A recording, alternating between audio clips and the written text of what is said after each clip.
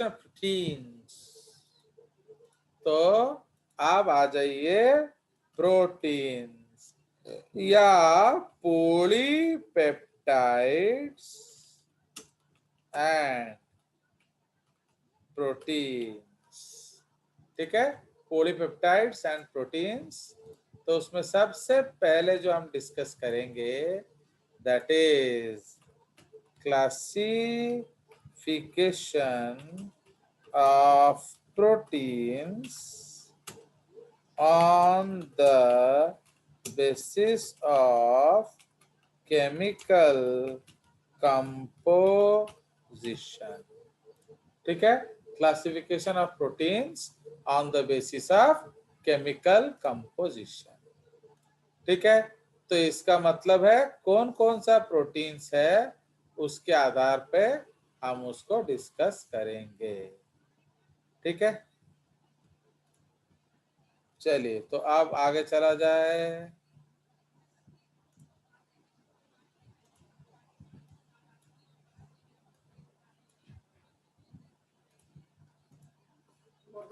का कहूँ से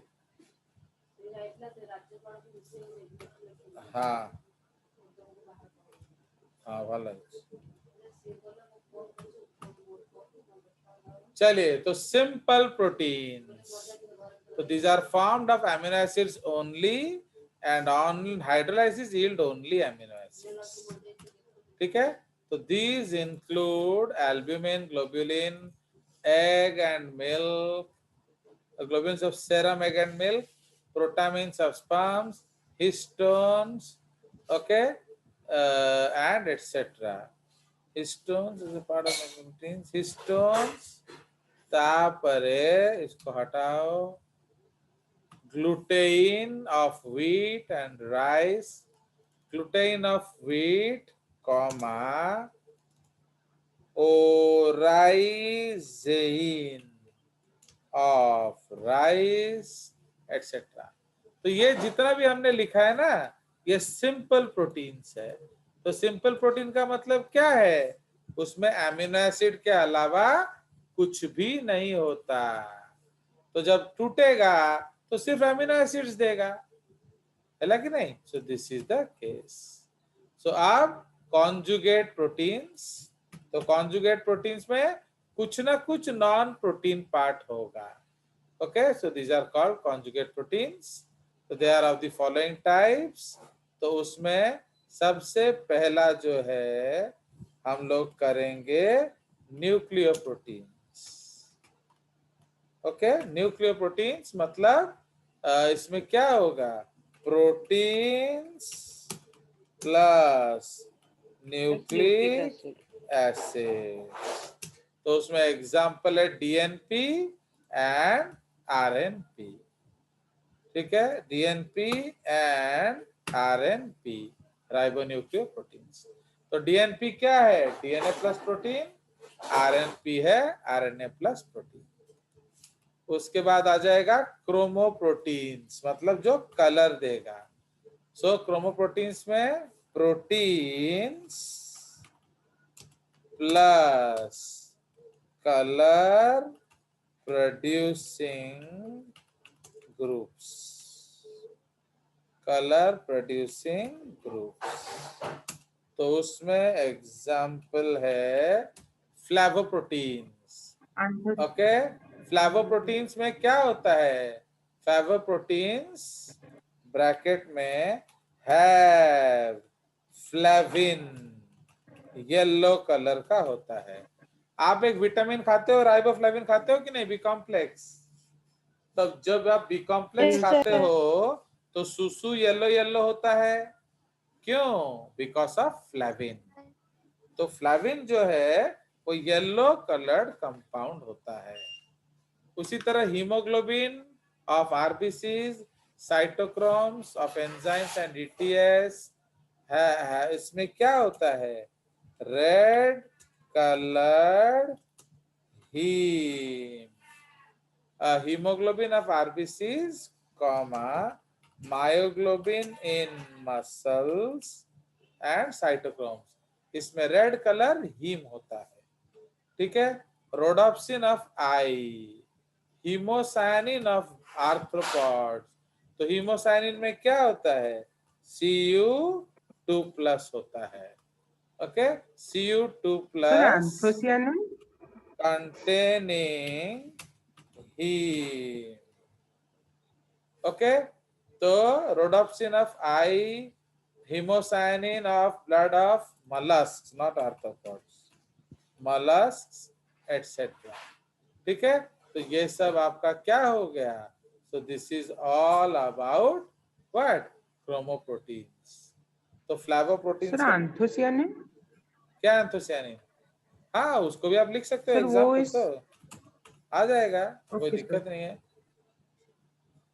देखो, कुछ प्रोटीन्स कार्बोहाइड्रेट होंगे, कुछ प्रोटीन्स यहाँ होंगे, तो आपको देखना पड़ेगा कि वो कार्बोहाइड्रेट तो नहीं है। चलिए, तो उसके बाद मेटालोप्रोटीन्स। मेटालोप्रोटीन्स में क्या होता है? उसमें मेटल्स होता है। हेमोग्लोबिन। हाँ, तो like zinc, ferric, ferrous etcetera. Lipoprotein में lipid plus protein, lipids plus protein. तो दीज आर प्रेजेंट। काइलोमाइक्रोन। बस, तापर ग्लाइकोप्रोटीन्स में कार्बोहाइड्रेट्स प्लस प्रोटीन, है कि नहीं? और ग्लाइकोकैलिक्स और म्यूसिन। हाँ, वेरी गुड, इसलिए पढ़ते रहो। तो कार्बोहाइड्रेट्स प्लस प्रोटीन, तो इसमें मैंने सॉलिवा लिखा हुआ है, हेपरिन लिखा हुआ है, सब एग्जाम्पल आ जाएगा। ओके, बट प्रॉब्लम क्या है, ये सॉलिवा, ये हेपरिन नहीं लिख सकते हम लोग, क्योंकि हेपरिन जो है वो कार्बोहाइड्रेट है, तो वो प्रोटीन्स में नहीं पढ़ा जाएगा। तो आप म्यूकोपॉलीसेक्राइड बोल सकते हो। ओके, तो इसमें ये भी नहीं लिखना चाहिए, क्योंकि उसमें आप ग्लाइकोकैलिक्स लिख लो, वो बढ़िया है, क्योंकि वो जो है उसमें कार्बोहाइड्रेट अंश ज्यादा है, तो वो हम कार्बोहाइड्रेट में पढ़ेंगे। फॉस्फोप्रोटीन्स, तो इसमें क्या होगा? कार्बोहाइड्रेट प्लस क्या, प्रोटीन्स प्लस इनऑर्गेनिक फॉस्फेट्स, या आप सिंपली लिख सकते हो इसमें फॉस्फोरस होता है, फॉस्फोरस प्लस प्रोटीन्स। तो जो आपका दूध वाला प्रोटीन है वो इस कैटेगरी में आ जाएगा। ठीक है, now third category as usual क्या हो जाता है? Derived lipid. तो simple lipid, compound lipid and, protein. हाँ sorry, simple protein, compound protein and derived proteins. तो डिराइव्ड प्रोटीन्स का डेफिनेशन वही है, proteins made from proteins.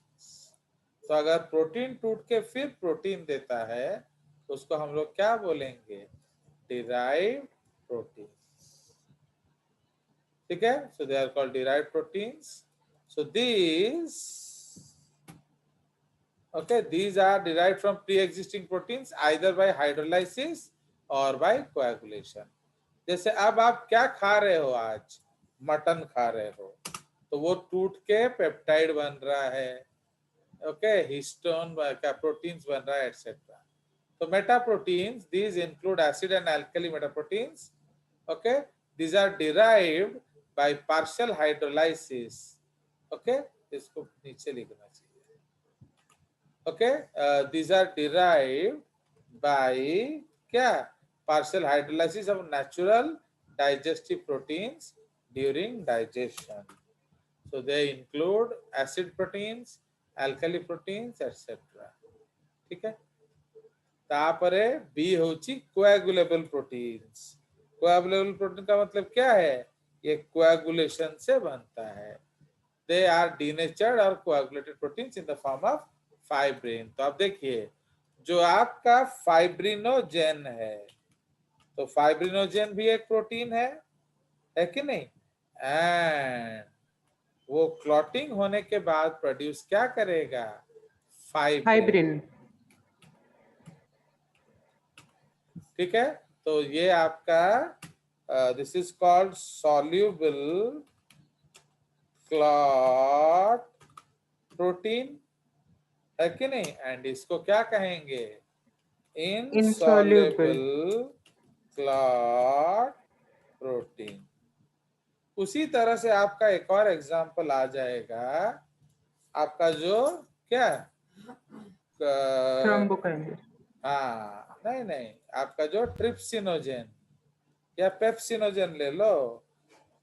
Pepsinogen से क्या बना? पेप्सिन। पेप्सिन।